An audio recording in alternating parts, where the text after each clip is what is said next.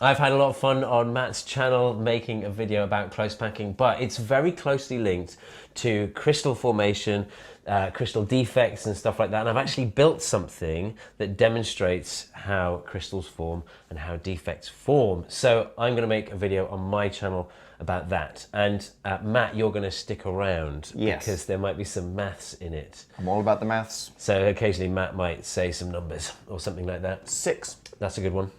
No, 1 is a different number. Sorry, carry on. So yes, now there used to be a toy that you could get in the 60s and 70s called Atomix. And you can't get it anymore, which is a shame because it meant that I had to spend hundreds of pounds making my own. You recreated it? I've recreated the toy. Oh my goodness. So here it is. It's thousands of ball bearings. I can see where all the money went. Yeah, mostly in the etching of YouTube.com/Steve Mould. Well, I just thought if someone turns this into a GIF and puts it on Facebook, then at least I've got some branding. I reckon they could blow that out. Yeah. Pretty. I'm sure Don't do that. Don't do that. I mean, I probably overkill the fact that you etched it into every single ball. That was the expensive part. There you go. Anyway, look, as you, if you let the balls just drop like this, they self-arrange into a lattice, which is related to the video that we did on Matt's channel about close packing. Definitely check that one out, by the way. And if you haven't subscribed to Matt's channel, do that also. For it's all maths all the time. To be honest, though, my subscribers are probably a strict subset of Matt's subscribers. But anyway, if for some reason that's not the case, subset. That's nice. There you go. Okay, anyway, what do we got? I know a bit of maths. I just don't do it on my channel. I do sometimes. When I'm talking about tau, mostly. So anyway, so these naturally fall into a regular lattice. What's brilliant about it is you can see it's not perfect, right?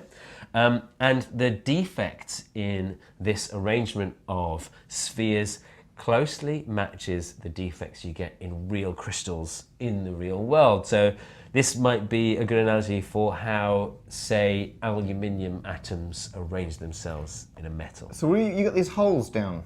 Yeah, so that's an example of a defect you might get. That's called a point defect because it's happening at a point in the lattice, a point where an atom should be. And that's called a vacancy. Right, so there should be one there, but there's not. And you see it's nice and stable, right? Like it's, actually, interestingly, in a real crystal, you could have neighboring atoms just kind of jump into that hole. Oh, they pop into that gap. Yeah. But that's just moving the problem to the side, So brilliantly, you can have a hole that moves around. So the hole moves through the lattice. Oh, that's lovely. Yeah. So let's have a look. There's another defect. Because I can see a lot of lines going all over. Yeah, okay, so here's a region of lattice, and here's another region of lattice. And these are all hexagonal packing. It's all a hexagonal. It's very efficient. Yeah, like a honeycomb. Yeah. Except that this region and this region are at slightly different angles. They don't line up. So, you've got this one like that, and this one's kind of... And when they meet, it doesn't mesh. Yeah. And that happens in the real world as well. It's called a grain boundary. So if you've got a crystal growing over here and a crystal growing over here, they collide. That's what it's like where they meet. Right. But here's another one that's pretty interesting. Let's just rejiggle that. Okay, so here, let's see this one here. Oh yeah, there is a line there. It's a straight line. But it's a bigger gap than the rest. So this crystal and this crystal, they're oriented the same, but for some reason they don't quite match up. They're still not lining up. Yeah. This isn't really a perfect analogy for anything in the real world quite, but it's close enough to a certain type of defect that's really, really interesting. It's interesting enough that I bought a whole load of ball pit balls. I'm going to actually try and build a crystal. Because there's something really, really surprising about close packing that I just, I couldn't believe when I saw it. Now I'm interested. Yeah, okay. I mean, the rest of it was great too, but close packing. That was a bit clickbait, wasn't it, when I just said, you're not going to believe. You're not going to believe how where these things are centered. Yeah. Oh. This guy stacks How spheres. are they cubed? You won't believe what happens next. Yeah. Okay, the third layer of balls will make you... blow your mind. Yeah, that sounds a bit weird. Anyway, okay, we need to go into 3D for this one to work because this one is a stacking defect or a stacking fault. So... I'm now genuinely excited. If you bring up the box... Right, so here's your box of green balls. Yeah, so I've already got the first layer. They're packed very efficiently. Yeah, good so job. hexagonal packing on the first layer of green balls. So to distinguish the next layer, we're going to use red balls. Right, okay, so so what we're doing is like the next layer, Yeah. as if these were atoms of some kind of crystal lattice. So yeah, these ones nestle into the little dips Oh, this is easy. created by 3 green balls that are touching.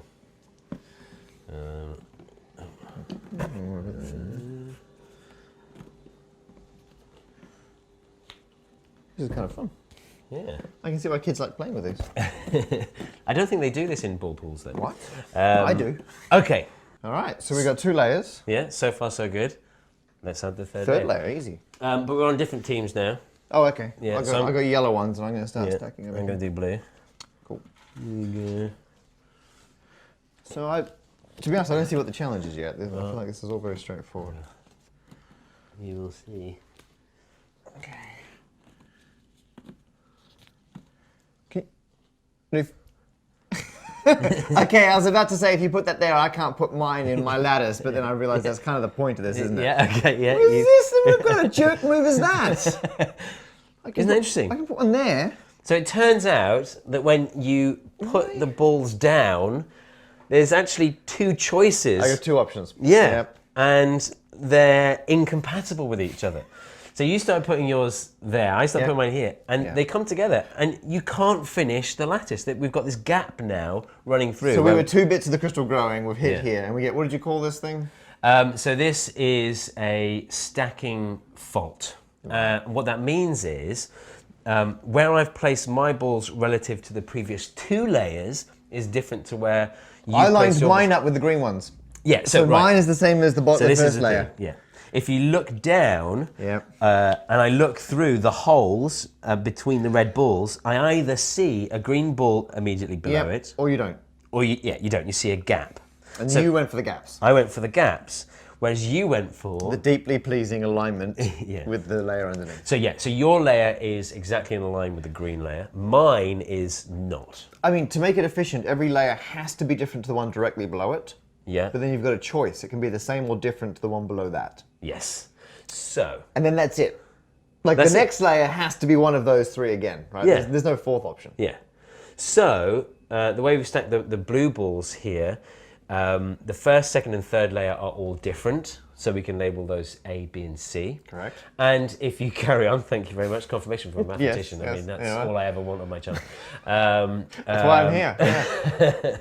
Yeah. So a lattice that goes ABC, ABC, ABC, ABC is a face-centered cubic Correct.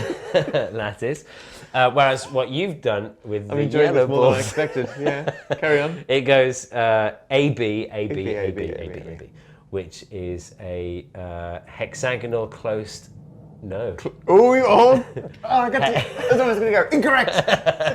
Hexagonal close packing Correct. lattice. Yes. Can I show you a diagram? Yes. Okay. Okay, so you have correctly labeled that you've got 3 options. You've got A, B, this is not tidy writing, and C for your different layers. And I think of it as a triangle of options. Okay. Right, and so if I switch colors, when you're doing, what I was doing over here is I was just bouncing between A to B to A to B. So I'm going backwards and forwards on one edge. If you pick anything, go backwards and forwards on a given edge, you get the hexagonal close packing. Yeah. And then if you do over here, what you're doing is you're doing laps around the triangle. And Right. if you do regular laps around the triangle, that gives you your cubic face packing. And then, Cubic face packing. yes. Same thing, face-centered. Right, so what you can do, obviously, is then any other combination of those, right? Yeah. So if we did another one, right, so this way we're being a bit more consistent, and we did A, B, C, there's no reason we can't then go back to B, and then to C, and then to A, and then to B, and so... You can just travel around there. Yeah, you can skip anyway, around like- wherever you want, right? Yeah. And so if you get the 2 cycles, you get the 2 regular ones. Yeah. For the rest of them, you just get all sorts of random things happening. And because there's no limit, Yeah. it means there are infinitely many possible ways to create your crystal lattice by stacking spheres efficiently. Nice. And it doesn't matter how you go around this diagram, it's the most efficient way to pack spheres. It doesn't change the percentage volume you're filling with the spheres. Yes. Now, interestingly, there is another type of fault in crystal lattices. Yeah. So it's called an anti-phase boundary. So a totally regular crystal that is face-centered cubic will go ABC, ABC, ABC, ABC. But maybe at some point it's going to go ABC, ABC, ABC, ABC, CBA, CBA, CBA. Whoa! So it'll switch. So you'll be going ABC, ABC, ABC, BAC, BAC, B. Yeah. Oh, nice. And both of those crystals are face-centered cubic, but they just kind of mash up against each other. And you take the mirror image essentially halfway through. So that is, and what's really nice is that the face-centered cubic has a symmetry that the hexagonal close packing doesn't have, and you can see it here. So you've got, if I take away these two red ones here, actually this one as well, can you see this square? Oh yeah. Of balls. So you can't make a square in this one, but you can in this one. So you've got a 3x3 square here. That's nice. Balls there. Isn't that great? There you go. So actually, if you were to reorientate it, you get a square-based pyramid structure going that way, and you get a kind of tetrahedral triangle-based pyramid structure going this way. Yeah, it's very nice. There's one final thing that my Atomix ripoff does, which is really, really nice. I want to show you. Okay, let's do that. So you take your crystal lattice. These like stainless steel or something, right? Yeah, they're just, I think, actually, I've got some. These are the spare ones that you had in the beaker. Oh, yeah. So I'll just pull these out. Pull out of the beaker, a beaker. And you can see, they're tiny little spheres. Yeah, about a millimeter. They're pretty good as far as spheres go. Yeah. I'd say 2 mil, but you know, I'm guessing. It's by eye. I can't remember. I bought them. We could just read the package, but you get the okay, right. So you've put loads of these. 2 millimeter. It says it on the packet. There you go. I may have seen the packet earlier. So you've just 2 mil. Yeah, do you know what's amazing? Like, okay. They should put it in giant letters on the. Oh, they have. Oh, look at that. Okay, just some estimation time. Estimation time. Estimation time. Yep. All of these. Plus all of these. How many? How many? That's probably 10 to there. So that's maybe 100. 3,000. 10,000. 10,000. 10,000. Yeah, I know. Surprise. That's off by an order of magnitude. How embarrassing. Yeah, first time I showed it, someone said, I don't know, 1,000. But it just, it's surprising. Anyway. I should have gone 100 by 100. I would have hit 10,000. You'd have got it. Lacked my convictions. Anyway, what you do is, for the final trick in the arsenal, you get some wool. I'm using a hat here, and just give it a rub like this. And that charges up You're polishing your... Yeah, but now all of these... oh my goodness. So they're all slightly charged, which means they're trying to get away from each other.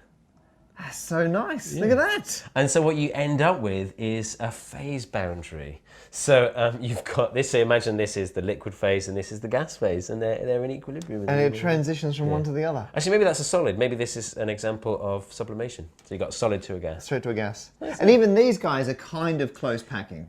Yeah, but if you touch it, you. Then, oh, sorry, I stole your electrons. Thanks. I do apologise. Or maybe you donated electrons. We don't know. Who knows? Who's keeping count? I don't remember. I mean, someone will know because someone will. It'll be in the comments. Yeah. It was great fun doing a video with Steve Mould on your science YouTube channel about lattices and how you can get all these fantastic inclusions and effects in beads. But I thought it might be nice if we also did a video on my channel about some of the mathematics behind just how efficiently you can pack these spheres in. So to do that, people, if you want to learn more about... Matt did actually make that video. If you want to see it, head over to his channel, Stand Up Maths. The link is on the screen and in the description. There's also loads of other brilliant maths videos on that channel, so don't forget to subscribe.